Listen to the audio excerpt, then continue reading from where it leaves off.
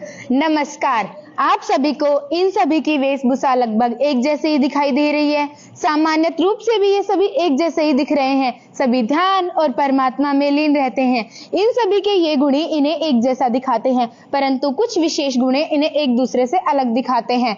सबसे पहले बात करते हैं ऋषि की। ऋषि एक शीर्षक है। वेद, पुराण व धार्मिक ग्रंथों के रचयिता ही ऋषि कहलाते हैं। ऋषि यानी वैदिक काल के साइंटिस्ट भी हम इनको कह सकते हैं, क्योंकि इनकी कही हुई हर बात के पीछे वैज्ञानिक कारण होते थे। इनकी विचारधारा उतनी ही सम्माननीय थी जितनी आज के विज्ञान की विचारधारा को मानते हैं। ऋषि भी कई प्रकार के होते थे, जैसे महर्षि, ब्रह्म ऋषि, देव ऋषि, राज ऋषि।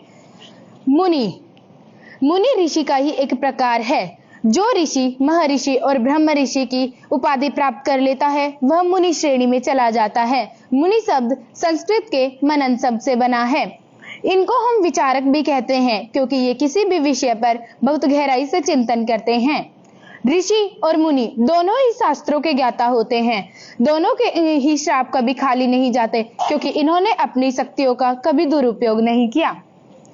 साधु, जो साधना करता है वह साधु कहलाता है। साध यानी इच्छा, ना यानी नहीं।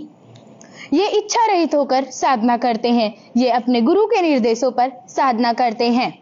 ये सत्कर्मों का जीवन बिताते हैं। जो साधु ईश्वर प्राप्ति के लिए अपने वस्त्रों का त्याग कर देता है वह नागा साधु की श्रेणी में चला जाता है। साधु के लिए शास्त्रों का ज्ञान होना जरूरी नहीं है। संत, जो साधु अपने शास्त्रों के बल पर अपने को साधता ज्ञान, शास्त्रों का ज्ञान प्राप्त कर लेता है वह संत की श्रेणी में चला जाता है। अब यह आध्यात्मिक चिंतन की जगह समाज से जुड़ जाते हैं। अपने रचनाओं और शिक्षाओं के द्वारा लोगों को सही राह दिखाते हैं, जैसे कबीरदास जी, रहीमदास जी, रविदास जी आदि। जो संत जिस स्तर का ज्ञान प्राप्त कर लेता है उसी स्तर पे उसे उपाधि मिल जाती है, जैसे हम सुनते हैं स्वामी जी, महाराज जी, श्री श्री 1008 आदि। सन्यासी, यह शब्द अन्यों की भांति अत्यंत प्राचीन नहीं है। वैदिक काल में भी किसी सन्यासी का कोई उल्लेख नहीं है। जैन और बौद्ध धर्म के अस्तित्व के बाद ही यह प्रचलन में आया है।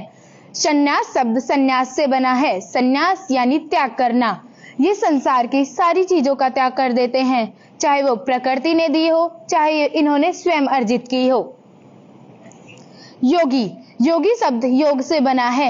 योग यानी जोड़ना। ये आत्मा को परमात्मा से जोड़ते हैं। ये आध्यात्मिक और भौतिक जीवन दोनों ही जीते हैं। आशा करती हूँ आप सभी को इन सभी के बीच का अंतर स्पष्ट हो गया होगा। धन्यवाद।